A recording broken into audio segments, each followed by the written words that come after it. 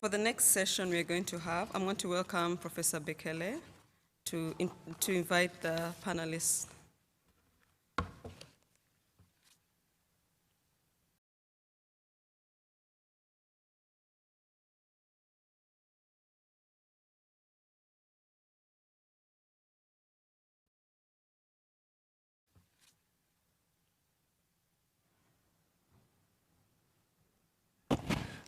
Thank you, Mimi. Good morning, everyone.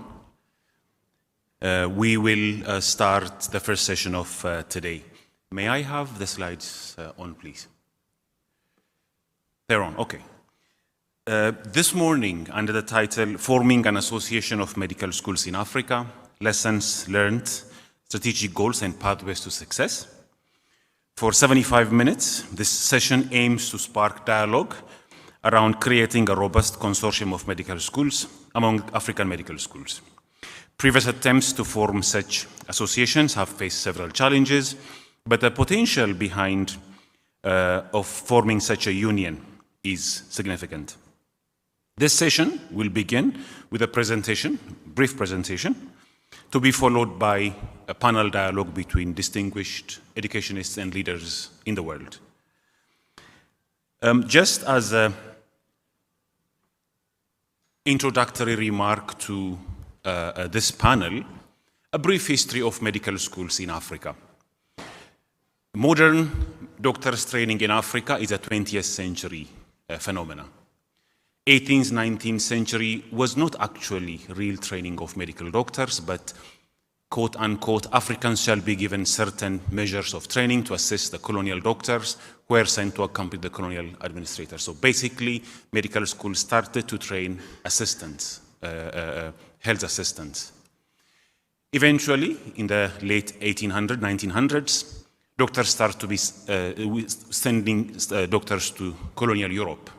But that proved to be very expensive, time-consuming, and there was historically competition among other colonized countries for limited posts in Europe. So the idea of training doctors in Africa was completely abandoned, and we continued teaching quote-unquote assistants. Before the Second World War, there were only 7 functional schools. Only 2 were training medical doctors. The rest were training what we call African assistant medical officers. By 1980, the numbers rose to 51. History shows the very first medical schools in Africa are in Egypt, collectively known as the medical schools of the Egyptian University. Apparently, there were 2 medical schools there. And then several medical schools emerged. Madagascar is the second. Senegal, 1918, South Africa, Cape Town and Wits, 1919, then Makerere, University of Khartoum, and others. This number significantly changed right after independence, the 1960s. Between 1962 and 1970 and 80, almost 1 medical school opened in 1 country. Significant expansion in the independence period. Some countries had more schools, like Nigeria, like Uganda. However, between 1980 and 1990, things significantly went down. My data shows the effect of the World Bank, IMF, structural reforms. The sudden bankruptcy of many African countries contributed to this. Only 6 medical schools were opened in 20 years, compared to 38 in 20 years before. And by the beginning of the 2000s, there were 100 medical schools in Africa.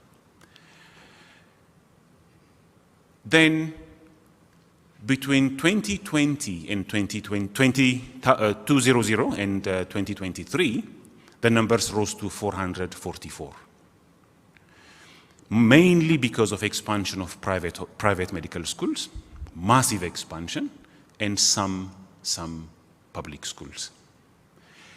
And these numbers might be off a little bit, but what is recorded somewhere is this. I'm pretty sure the numbers are not correct. We do not yet have exact tally of how many schools are there in Africa. But from these 464 medical schools, they are distributed as such across the different countries in Africa.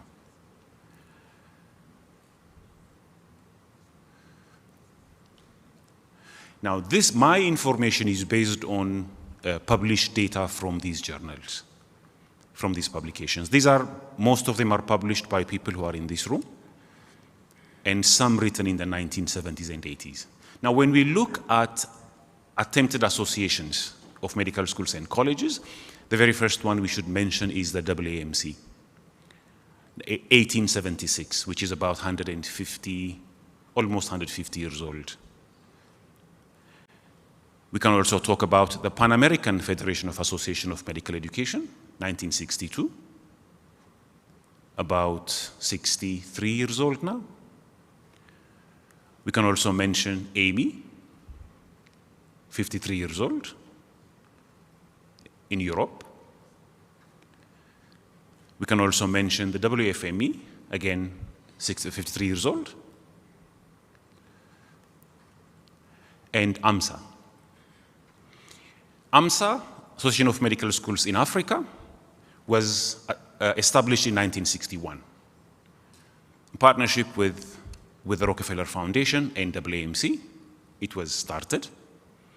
1974, there was financial injection from the Canadian Agency of International Development, and some serious work was done. Unfortunately, it went into gradual decline since 1976. I presume related to the several situations in different African countries. This is when the number of medical schools opened in Africa significantly went down. I guess some political issues were there, and several attempts to revive it were there over the past 20 years. We also have CONSAMS, the coalition, the consortium of new sub-Saharan African medical schools, now about 14 years old, mainly gathers new medical schools in Africa, and AfriHealth. Several attempts, I'm just trying to show you of the several attempts that were made in the continent and globally that tried to form association of medical schools. But interestingly, country-based associations have been very successful. There are about 19 country-based associations: Nigeria, Zambia, Ethiopia, Uganda, South Africa, Zimbabwe, just to mention a few. These are country-based associations of medical schools or associations of deans of medical schools that have been in existence for quite a number of years, and they have been successful. Having this background in mind, our panelists will take us through the attempted associations in Africa, lessons to be learned, and how we can carve the way forward. You all know the panelists. These are Dr. Elsie Kuguli, the past president of AfriHealth from Uganda, Professor Ricardo Leon Barquez, president of the World Federation of Medical Education, Professor Olapade Olapo, Nigeria, and Professor Abraham Hailamlak, the current principal of the College of Health Sciences, University of Rwanda. Please join me in welcoming the panelists to the podium.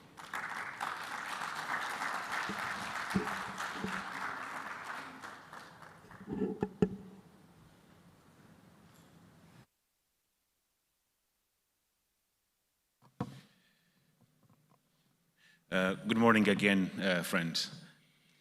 I presume Professor Abraham will be joining us pretty soon. We'll probably trigger a conversation among us for 40-45 minutes and open the floor for Q&A from the audience. But let me start from Elsie. I guess the question extends to all of you. Could you please share your personal experience in regards to formation of associations in medical education? It can be in Africa, it can be in your own country, it can be globally, and your involvement, and what success story do you have to share with us? I'll start with Elsie. Good morning, everyone. Thank you for this opportunity to share experience with the African Forum for Research and Education in Health.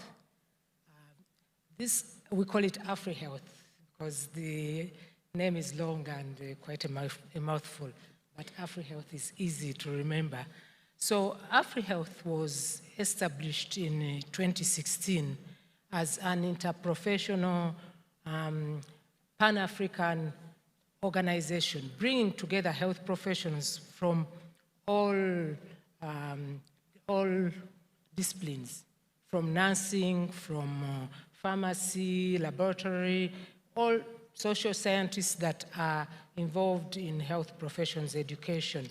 And this came out of, some of you know about the Medical Education Partnership and the Nursing Education Partnership. And these were projects that were supported by PEPFAR to improve health professions education in our region. And both of them were really successful. And so right from the start, one of the objectives was to ensure that there was sustainability of the gains of MEPI. And so as the project was coming to the end, the people who are principal investigators got together and decided to form this association to sustain the gains of MEPI and NEPI. And many people in this room were part of that program. And I was then the director for the African Coordinating Center for that program at Archist with Professor Francis Omaswa, whom many of you know. So we worked together to get this organization off the ground, and we established a secretariat. We were in Kumasi, Ghana, at the Kwame Nkrumah University of Science and Technology. We were privileged to have Professor Peter Donker there as the first president of this organization. And the NAST University gave us room at the School of Public Health to actually put the secretariat. And they've been really supportive of sustaining that secretariat. And the executive director of AfriHealth, Georgina Yoboa, is here. Sorry, Georgina, please stand up so that people can see you. If you want to know more about AfriHealth, Georgina is here, she can tell you more. So we have several programs that we run in that organization which have really been beneficial for the region. And all these are based on improving health profession education and research within our region. And we are really inclusive, making sure that the aim is to make sure that the health outcomes of our population improve by working together, collaborative, leading interprofessional education leading to collaborative practice. I think for the time being, I'll stop there so that my colleagues can also tell you about their experiences. Thank you, Elsie. Professor Lopado?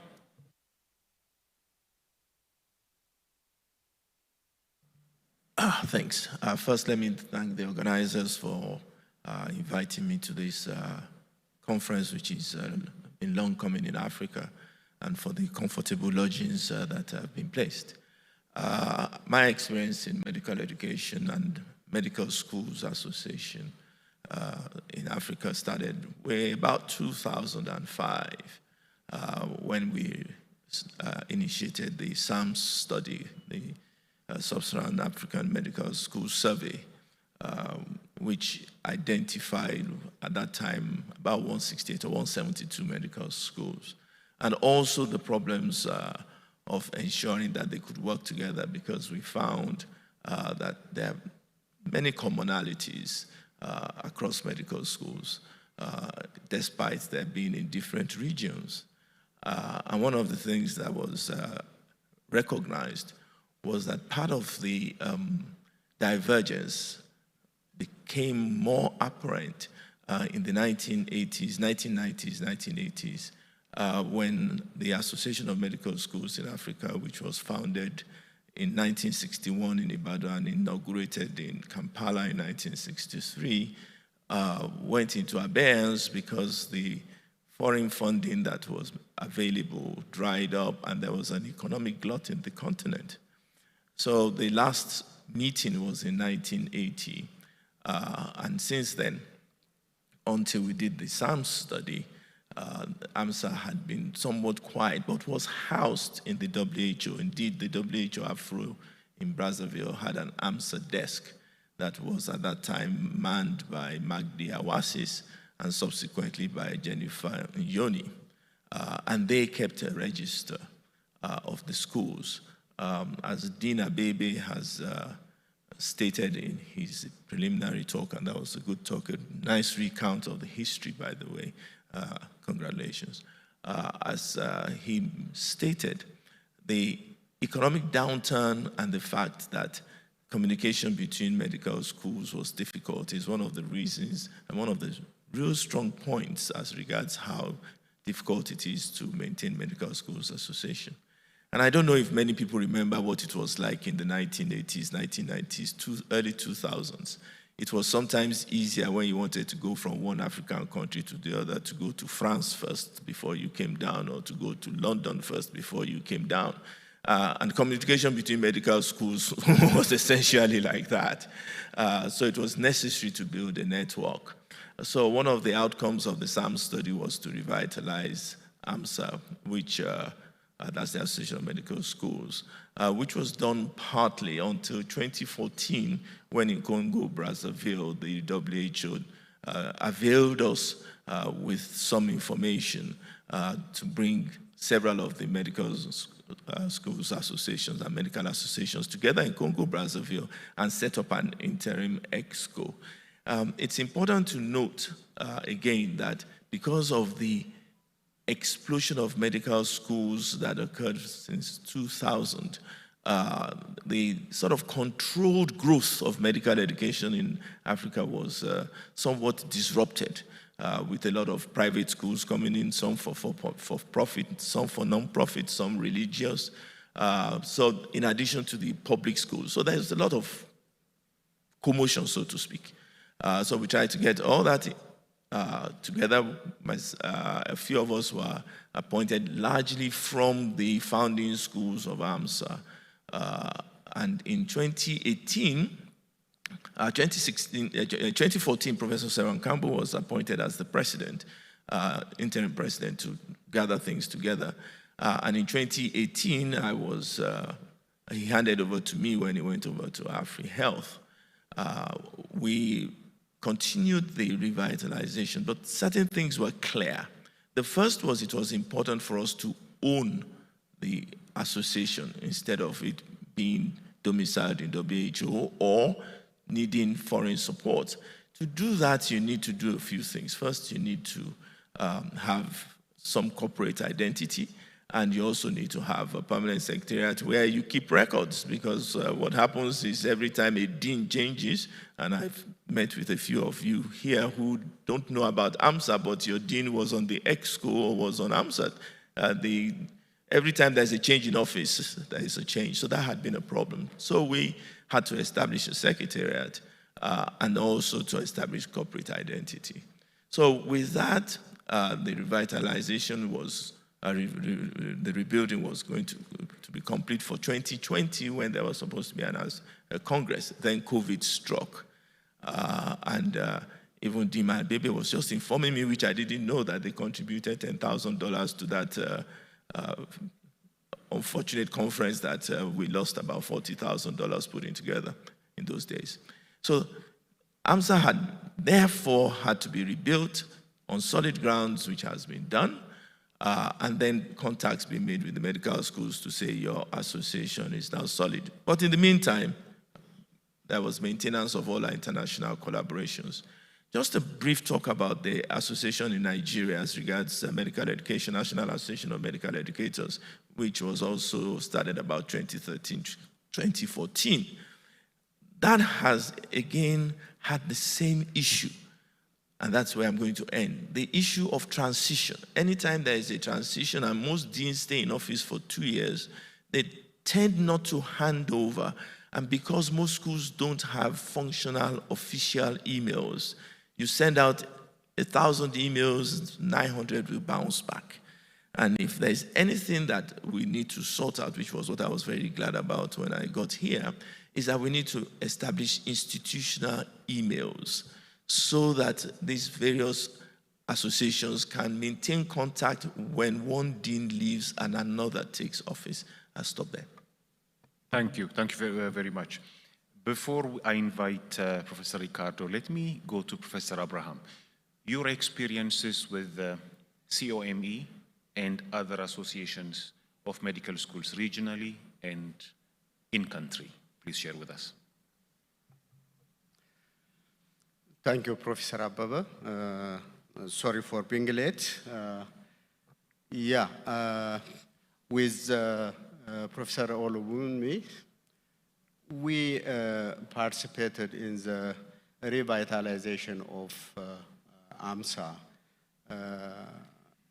That was around 2012, and we continued working after the completion of the SAMS study, Sub-Saharan African Medical School Survey.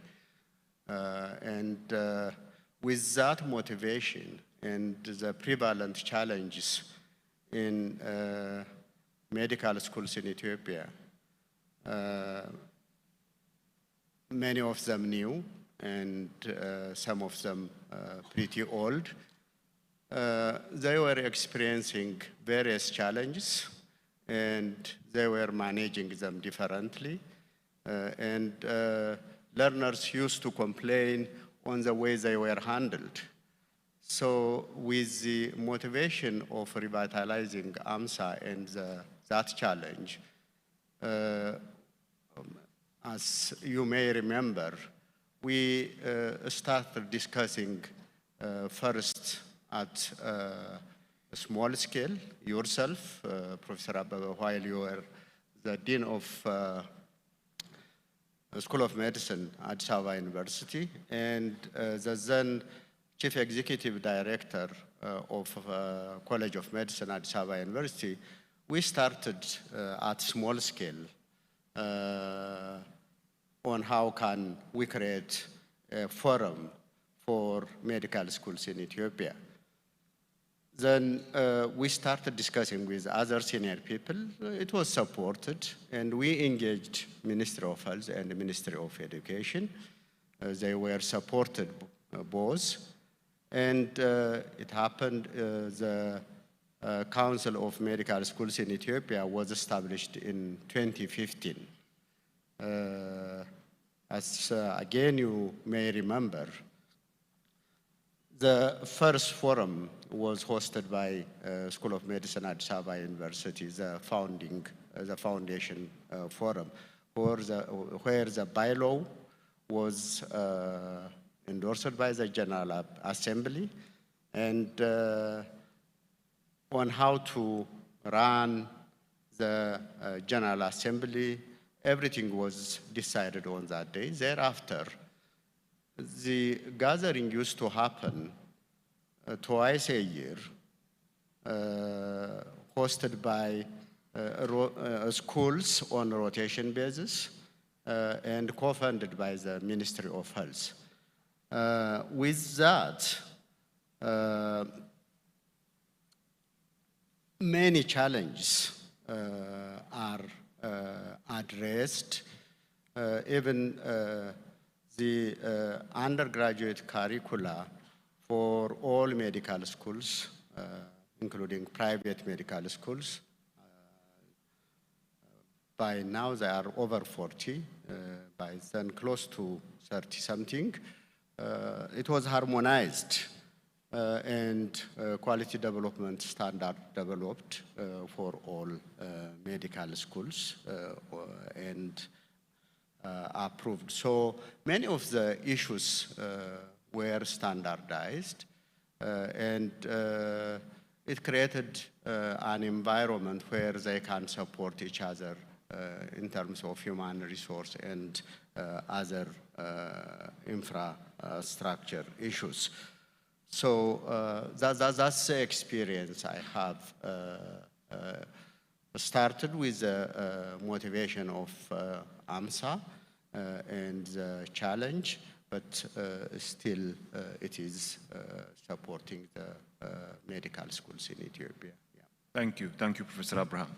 Professor Ricardo, what is WFME? What is its relevance in medical education in the world, and particularly to Africa?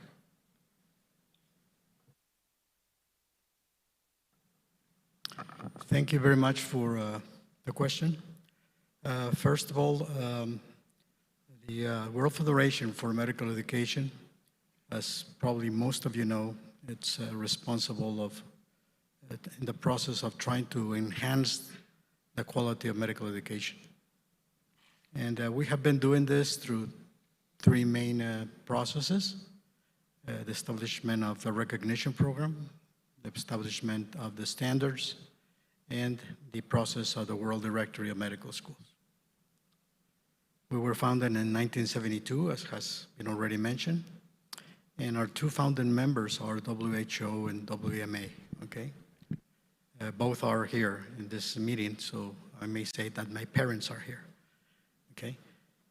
And we also are involved with 6 regional members, okay?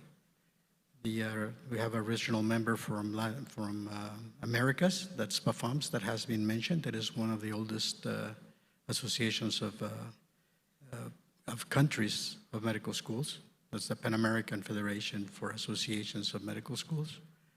And then we have the Association of Medical Schools of Europe. We have the Eastern Mediterranean Association of Medical Schools.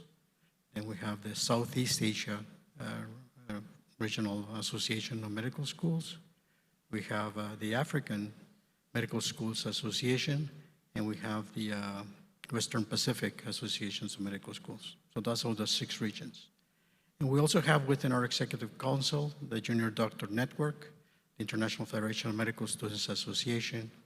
We have INTEL that represents FIMER and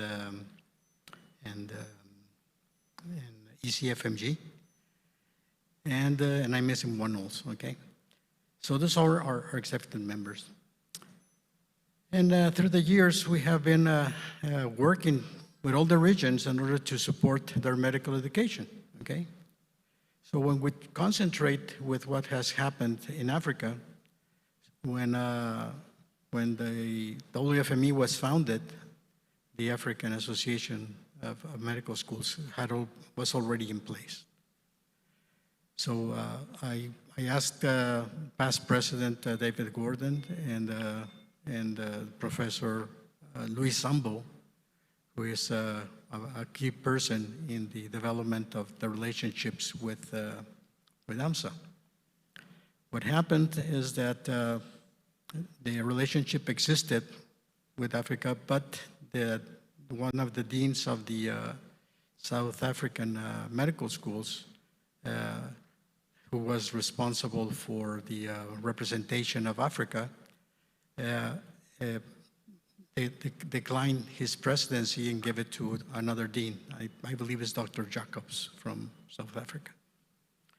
And but she said to the presidents of that time, okay, that the role of WFME was more, they didn't care much about Africa, and that they were centered in Scandinavia, and that was something that she didn't care much.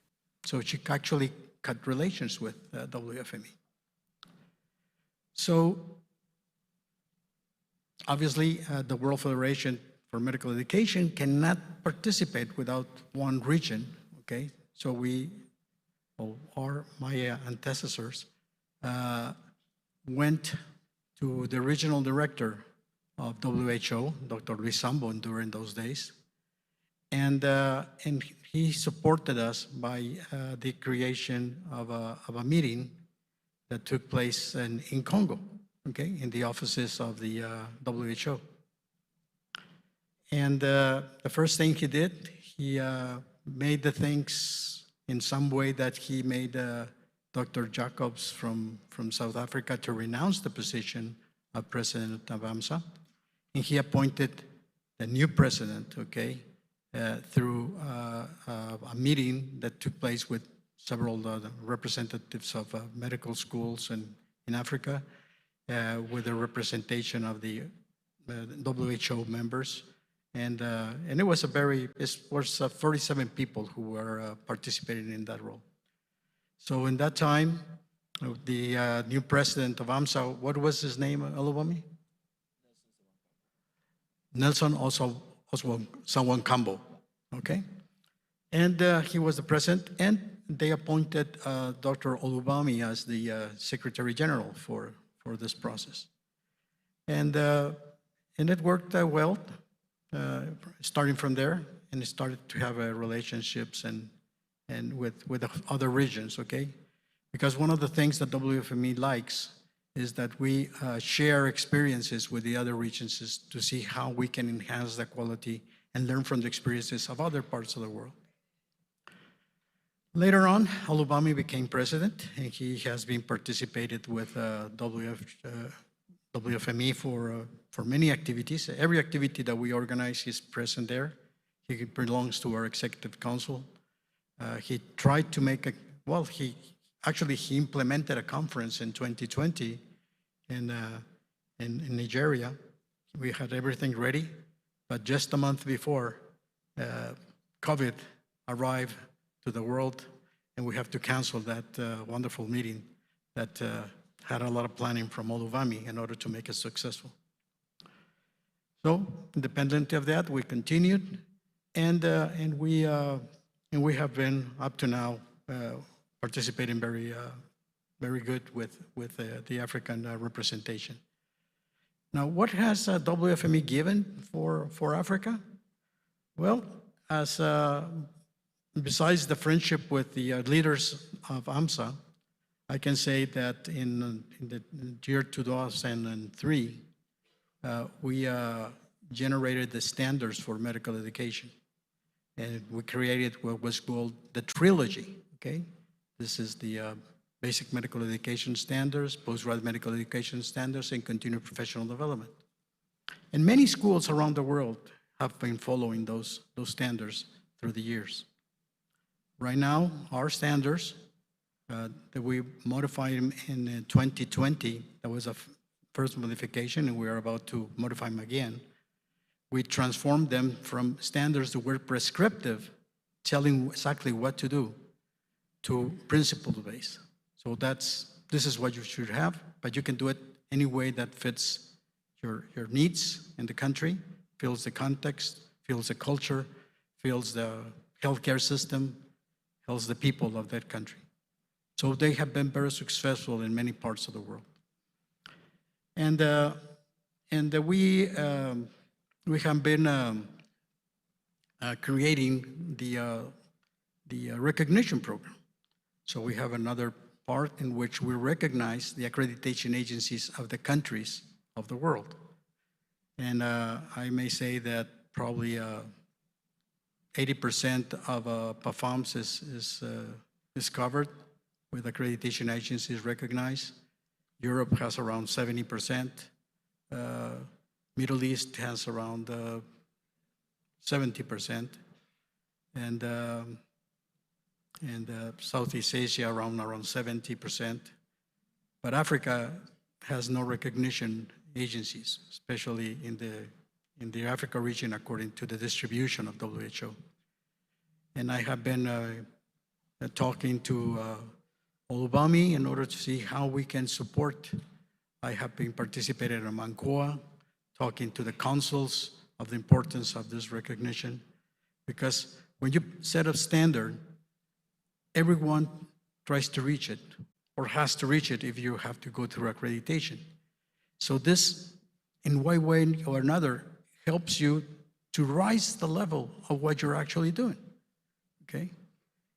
Dr. Bill Pinsky, a friend and member of the ECFMG, used to say, if you increase the rise of the ocean, all the boats will go up at the same time. So that's what standards are doing. We set the standards that are appropriate to the context of every country, every region, but the accreditation agency will help you to go higher in what you are actually doing. And the last thing that we have been doing is the World Directory of Medical Education, medical school, sorry. So this is a contribution between WFME and FAMER, and we're trying to register the medical schools that are recognized by the ministries of education or the ministries of health of every country. Unfortunately, the numbers that I have, okay, it's 264 medical schools that are registered in the World Directory from Africa, okay? And as you heard today, there's a lot of medical schools. So I'm going to request all the deans who are here present to talk to the ministries of education or health, whoever corresponds, in your own country, so they can get in contact with us to assure that all the medical schools of your countries are registered in this World Directory. And one of the things that Olubami just mentioned, it's important to have the emails, but should be institutional emails. A president is there for 2 years. They put their email from Gmail or Yahoo or whatever. And when they finish their term, all the communication is lost. So that's another recommendation. We should try to use institutional emails so we can have a continuum of communication with everyone so we can actually work together to enhance the quality of medical education. That's my comment. Thank you, Professor Ricardo. Next round of questions is to Professor Abraham and Elsie. I'm going to give you 1 minute each. If you could advise this new consortium on what to prioritize, just 2 things in 1 minute. Thank you again. Challenges medical schools are facing are one way or in another similar. And on the other hand, there are best experience among these African medical schools. So the priorities are developing common standards for medical schools to improve quality of education. And secondly, you said 2. And secondly, to share available resources. Capacity is already built, so, but the capacity is unequal. So these are the 2 priorities at the moment, I would say. Thank you. Standards across medical schools in Africa and resource sharing. See? Sorry. Okay. I think having a sustainability plan, and when we talk about sustainability, it's not only funds. Having champions that will actually take this work forward. People that are devoted, people that will give everything to make sure that the association moves forward. And they don't necessarily have to be the leaders of the association, but there are people who are willing to work to make sure that Africa moves forward. So those need to be identified. And then clear leadership and governance structures that are transparent, that will make sure that there's always a follow-up leadership structure. Because most times you see what some of the things that really make us fall back is that there's no handover from one dean, and deans come and deans go. But we've seen that because that does not exist, the deans do not hand over, then it becomes an issue. But having a leadership and a governance structure that is well spelled out and that is well transparent and followed will be a great thing to make sure that a new organization moves forward. Thank you, Elsie. Clear, transparent structure, dedicated leaders, and being surrounded by people who can contribute to its sustainability. Those are your two key messages. Professor Olubami and Professor Ricardo, again, 1 minute to both of you. What challenges should the consortium expect? Again, 1 minute, both of you. Well, learning from AMSA, I think that the most important thing is to recognize that there is unity in diversity, and therefore to harness all resources within the continent. I think in the paper we wrote in 2014 talking about growing partnerships. In that paper, we talked about the importance of South-South collaborations as being just as important as North-South collaborations. And developing communities of practice is just as important as initiating the organization. And the other thing that I would advise, which is again what we've learned in AMSA, is to have some operational resilience, because without any doubt, when you start, you do not know what is up ahead.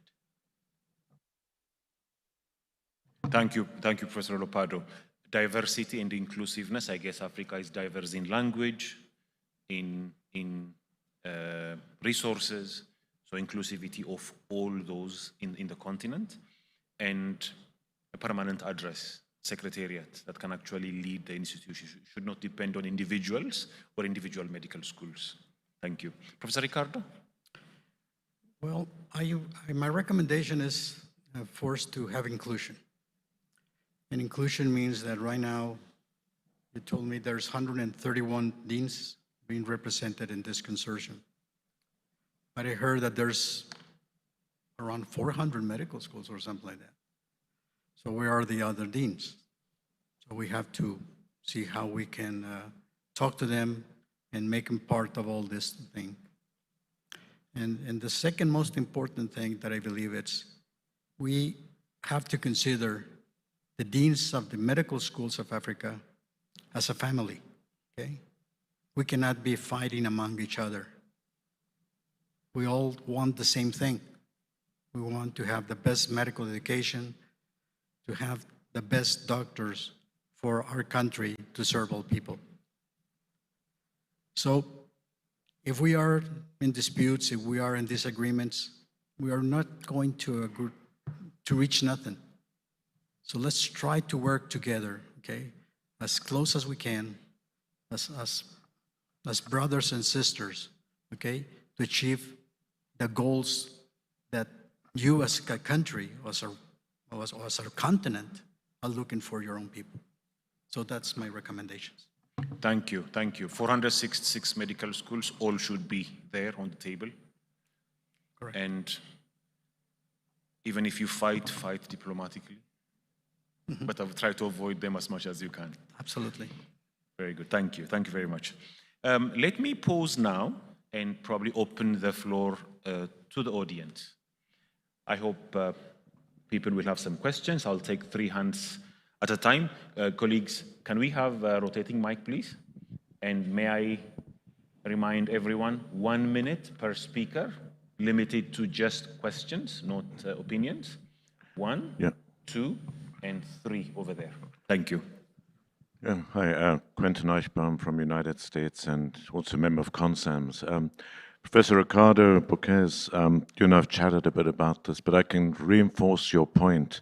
When we try to accumulate a list of all the new medical schools for CONSAMS, and from your lists that you provided and others, you're absolutely right that it was a real problem trying to locate identifiable people. Often it was just a website with no response from it. So my question is, how do the other regions in the world do this?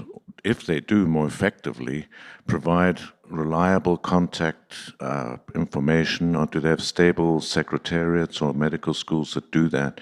And I say this because I think it's a critical resource to try and do research. We try to do surveys of all the new medical schools in Africa, and response rates are low when you don't have an identifiable person at a particular institution. Secondly, as you and I've talked, the workforce issue, which has dogged us for many years, there's no way of tracking it if you can't have reliable contacts at those schools.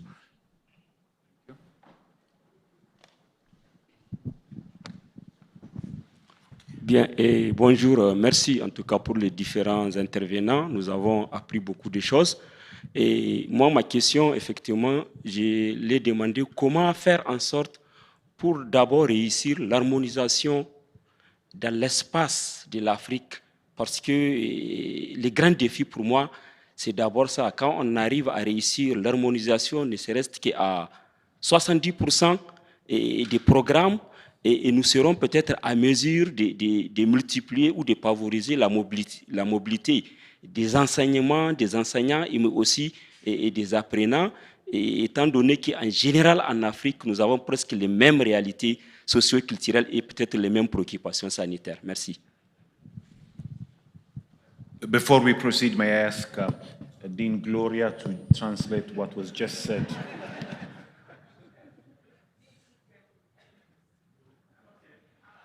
Please do, please do.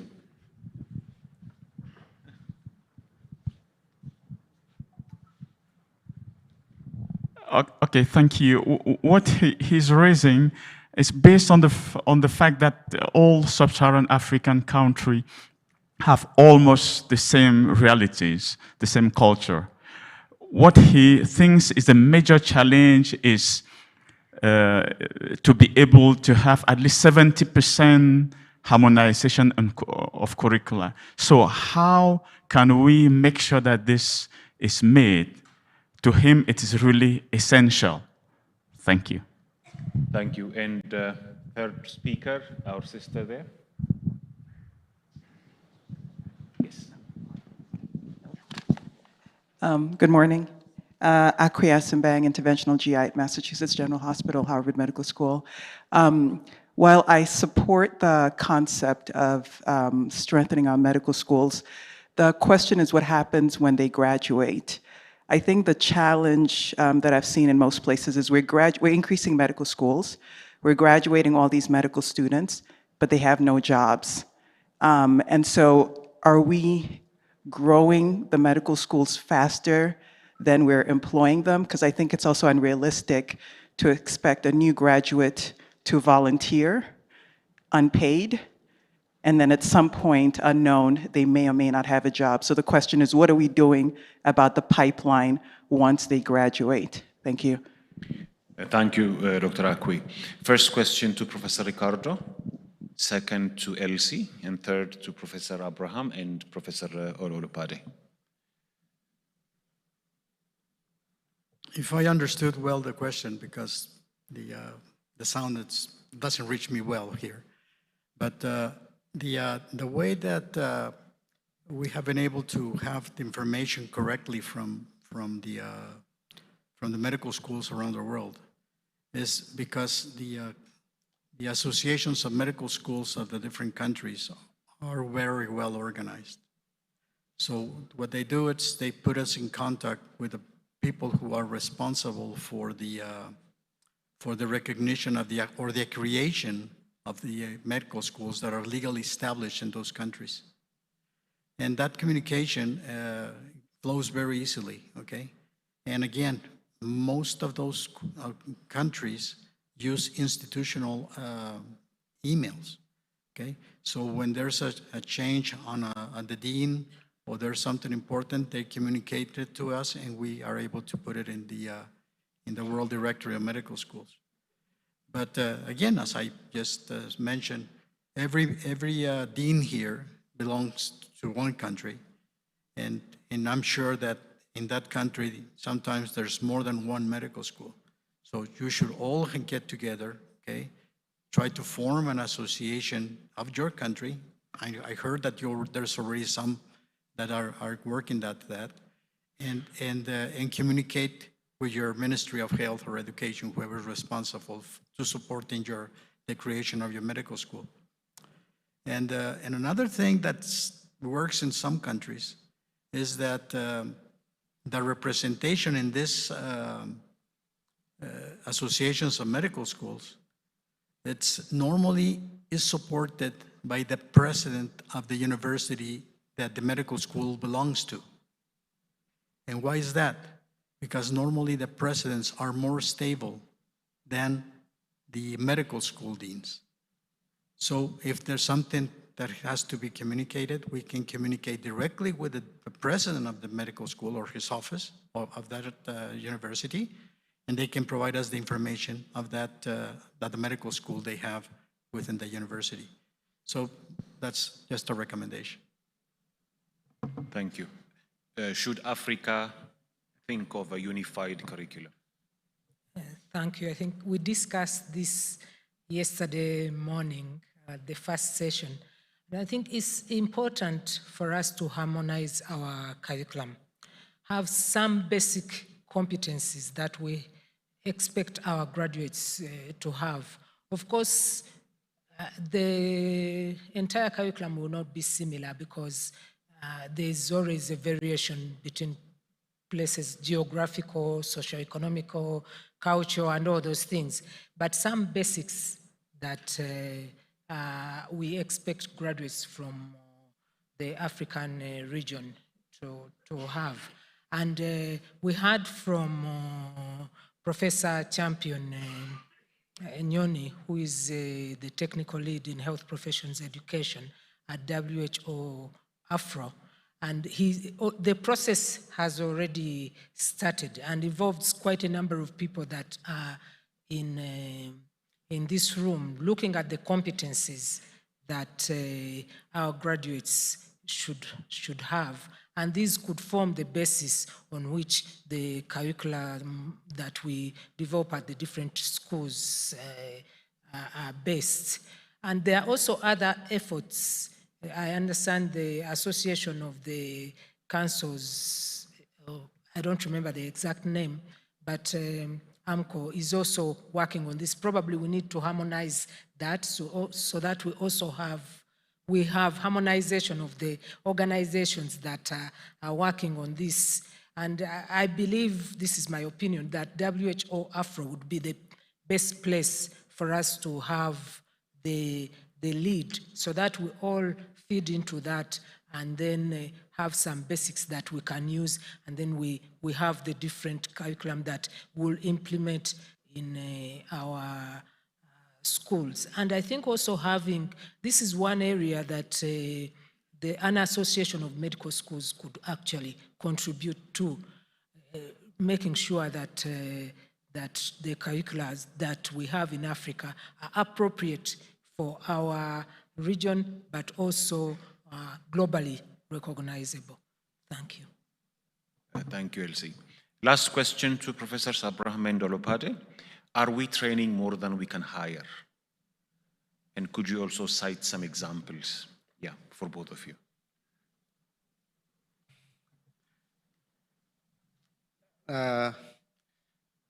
We are training less than we are requiring, but the challenge is the physical space, the financial space.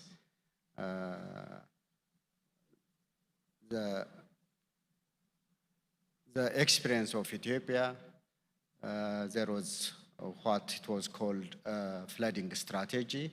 With that, many doctors and other healthcare professionals were produced. At the end of the day, the physical space was not ready, and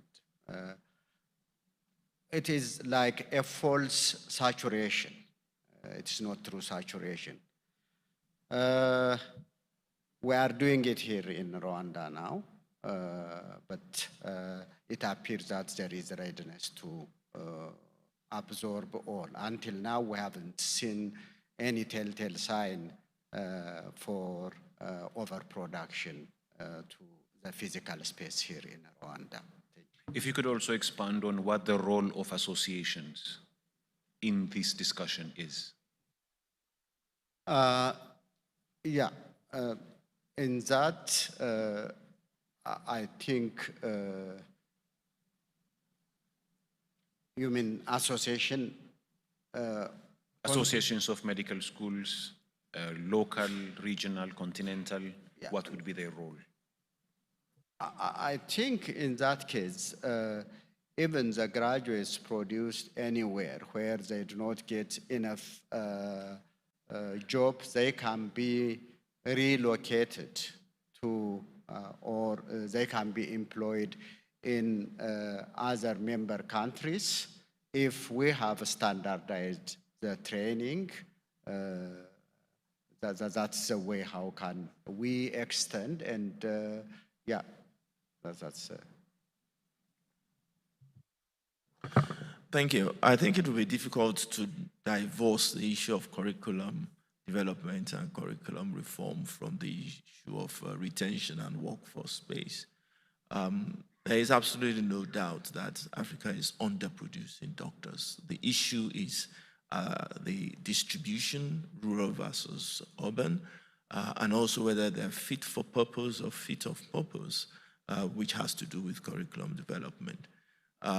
You must remember that most curricula being used until about 2010 were imported and adopted from the colonial countries, and they hadn't actually been domiciled within the countries. Medicine as an international profession has global standards, but must have local relevance to ensure retention. And that is why it is important to have a community of practice amongst medical schools, whether through association or through WHO, or wherever you get to talk, where there are certain standards everybody must have. But for the doctors to find employment in their local environment, they must be relevant, which is where community-based, community-oriented curricula have become popularized, and the issue of competency-based medical education has ensured the maintenance of standards and an equivalence that allows students or graduates to move from place to place, which in this instance has enhanced medical migration. But if you want to ensure your doctors stay in country, you've got to make sure that they are locally relevant, in which case they can actually function within your community. That is when they are fit for purpose. But also they have the emotional intelligence that makes them want to practice in your environment, which makes them fit of purpose. And that is why associations of medical schools promoting such curricula would enhance retention and therefore make sure that the health systems benefit from the graduates of this medical school. Thank you. We'll receive one round of questions, 3 questions. Professor Lukoya, Professor Andwala, and our colleague here. And my apologies, I can't see this side of the aisle. Thank you very much, and thank you for the panelists for a very clear elucidation about the history of these associations on the continent. I have a corollary to the question that was asked about whether we are producing too many doctors than we can absorb. And this is, are we creating too many associations on the continent? And is there space for us to think about perhaps collapsing all these, some regional, some national, some continental associations of medical schools, and having one body where we all know we can go to for collaboration and for best practices and working together? So I think that's my question, that are we in a position to bring everybody together and just say, let's have one organization that speaks for all of us? Thanks.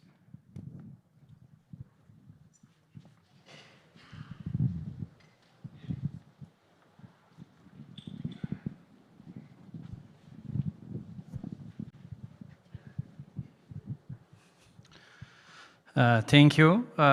So my question is, what would be the contribution of the different associations, especially in times of major changes, like in policy shifts, like in terms of financial sustainability, revenue generation, quality enhancement and assurance of the medical schools, and mobility of students. So how do we benefit from these associations? Thank you.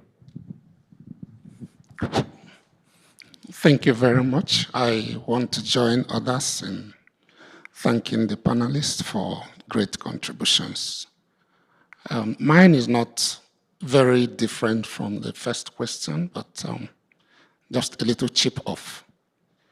So the existing associations, how would they synergize efforts since the goals appear to be the same towards promoting regional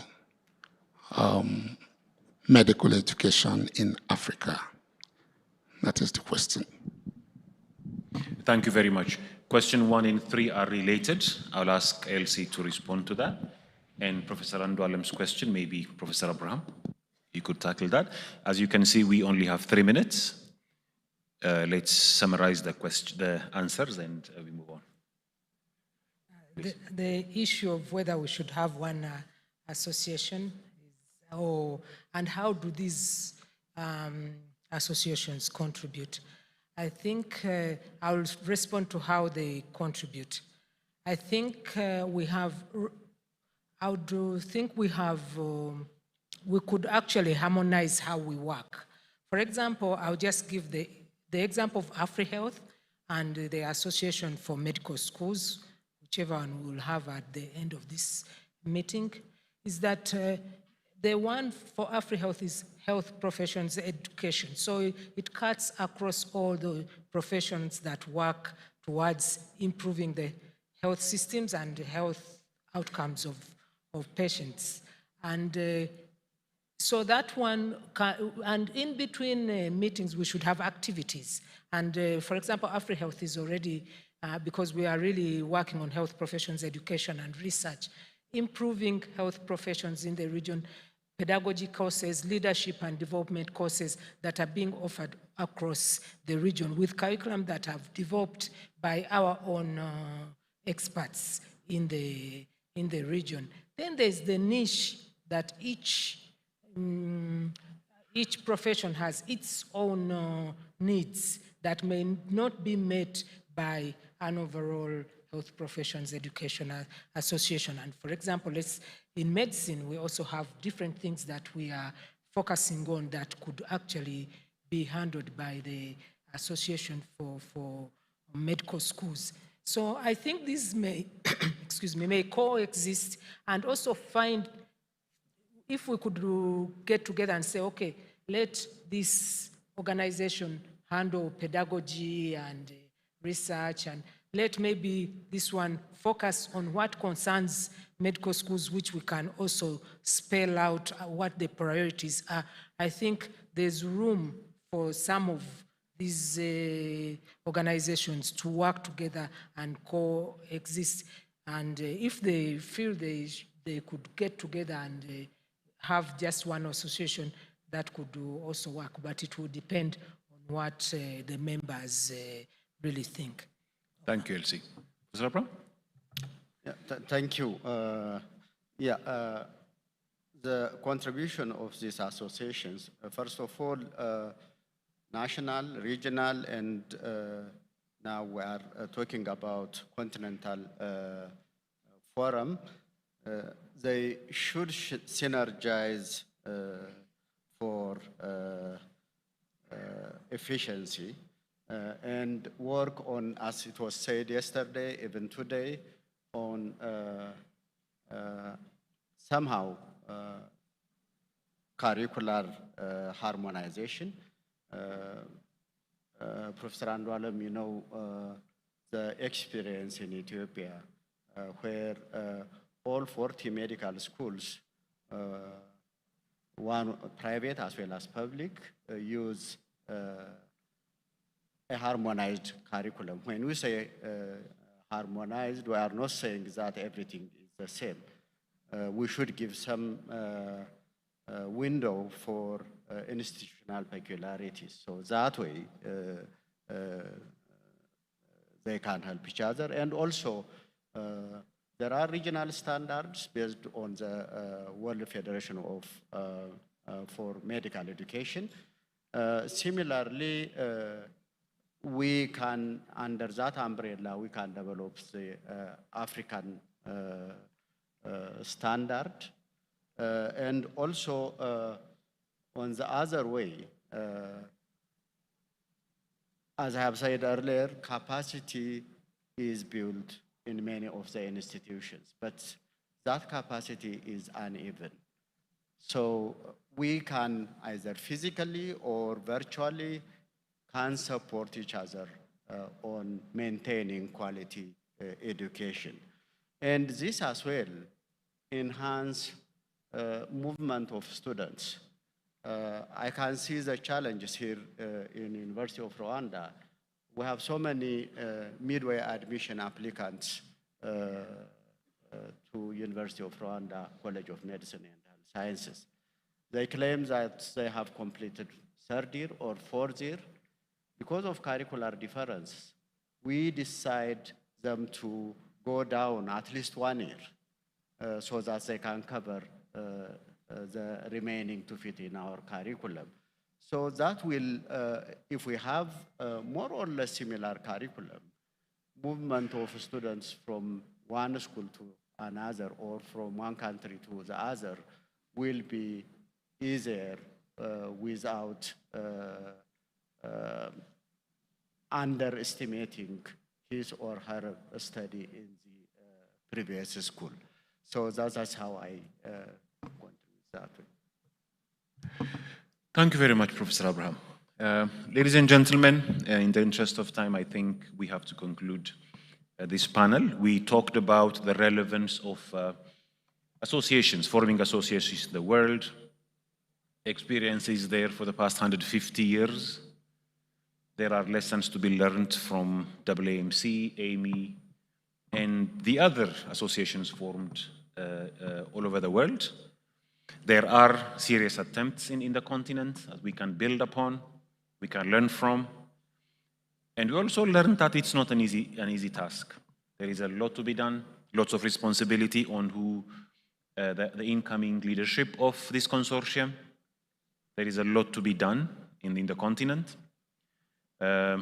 Some areas of priority are indicated, such as curriculum, sharing of resources, sustainability, accountable leadership. I guess the responsibility is now on us. With that, please allow me to thank the panelists who are with me, Dr. Elsie, Professor Olupadro, Professor Ricardo, Professor Abraham, with one round of applause, a warm round of applause.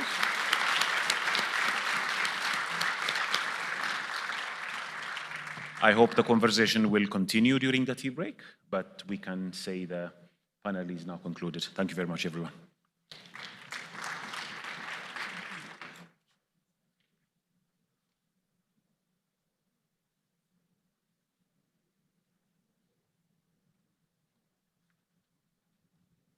Thank you, Professor Bekele and our panelists. Before you leave the room, we wanted to have a special announcement from Professor Lukoye. As Professor Lukoye is joining, is getting onto the stage, I just want to make a few announcements that I had made earlier before the room was filled. For those that will be breaking the fast, please get your vouchers at the information desk right outside here. After this session, we are going to have the medical education innovations during times of crisis and disaster in this room. For the session on the role of African diaspora on the future of medical education in Africa, will be in the room right behind us. And for the session on AI in medical education, it will be in MH4, which is the room right down this conference hall. Thank you.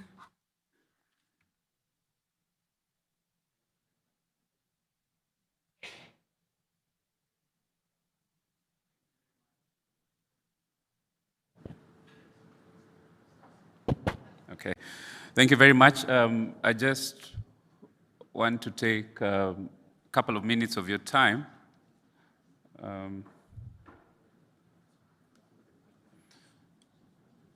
to introduce, yeah, thanks.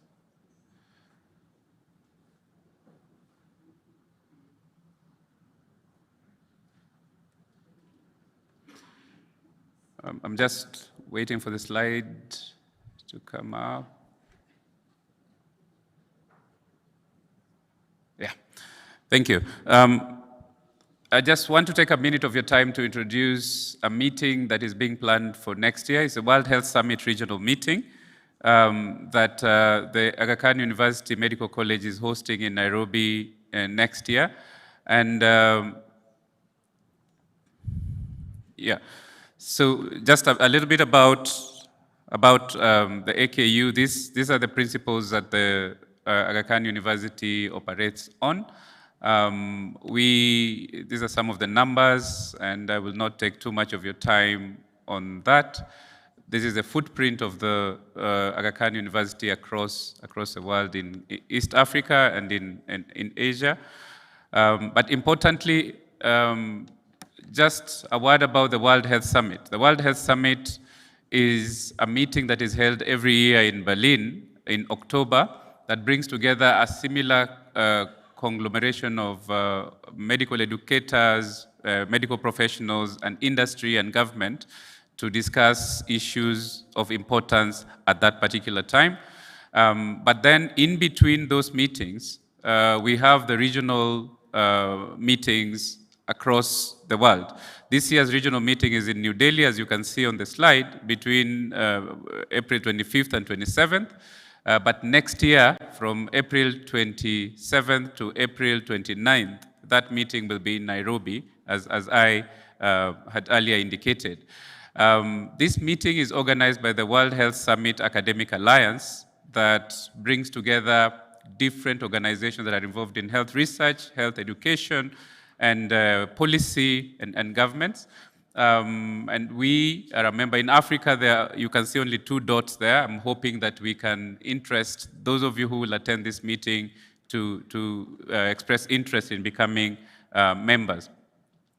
The goals of this meeting will be looking at the issues of importance in Africa, looking at collaboration, similar to what we are doing here, and to highlight and address pressing health challenges on the continent. Some of the issues that we may be looking at would include health system strengthening, medical education, which is something that has come up here a lot.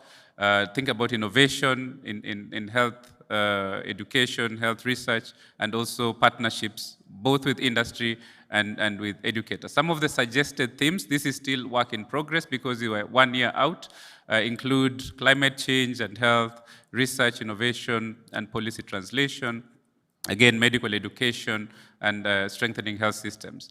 So the participants would be a broad range of actors in the health sector, including everybody in this room and everybody connected to us. And we are working on the program at the moment.